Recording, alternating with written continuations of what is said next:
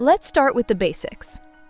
A malware alert is generated when security tools detect suspicious activity. This could be a malicious file, unusual behavior, or communication with a known bad server. Think of a SOC as a control center. Alerts come in, and your job as an analyst is to decide what's real, what's not, and what needs immediate action. Now, let's get into the real process. Step 1. Triage. The alert just came in. Don't panic. Check the severity, identify the affected system, and note the time of detection. Higher severity means faster response, but also think about how important that system is and who is using it. An alert on a critical business system matters more than one on a test machine. Step 2. Gather evidence.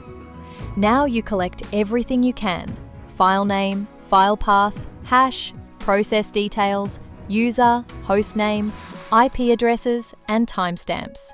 This is your foundation. If you miss this, the rest of your investigation becomes guesswork. Step 3. Initial analysis. Before assuming it's malicious, ask yourself, is this normal? This is called baselining. For example, PowerShell activity might be normal on a developer's machine, but on a finance user's laptop, it could be suspicious. Next, check the file reputation using tools like VirusTotal. If many engines flag it, that's a strong signal. But don't rely on that alone. Look at behavior. Is the process making unusual network connections? Is it modifying system files?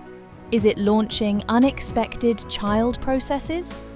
If the activity clearly looks malicious, don't wait for full confirmation.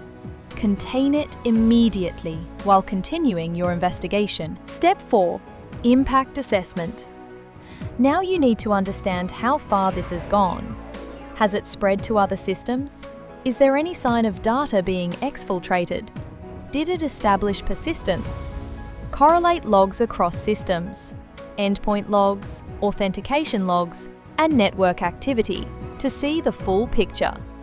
Search for similar indicators across other machines. If multiple systems are affected, escalate immediately.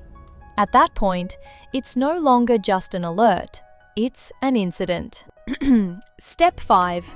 Containment and response. If you're confident it's malicious, act fast.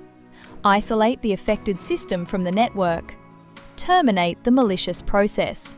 Quarantine the file. Block any malicious IPs or domains. Check for persistence mechanisms. And if credentials may be compromised, reset them immediately. Containment is what stops a small problem from becoming a major breach. Step 6. User validation and documentation. If possible, reach out to the user. Ask simple questions like, did you download or run this file? Sometimes that one answer can confirm everything. Then, document the entire investigation, timeline, indicators, actions taken, and root cause. Good documentation helps your team respond faster next time. Now, quick warning, avoid these mistakes. Don't investigate without isolating if the threat is obvious. Don't reboot the system too early, you could destroy evidence. And don't focus on just one alert. Always look for the bigger picture. And remember this, malware investigation isn't about knowing everything. It's about following a structured process, staying calm, and making the right decisions under pressure. Because the difference between a small incident and a major breach is often one analyst making the right call at the right time. If this helped you, make sure to subscribe for more real-world SOC tutorials.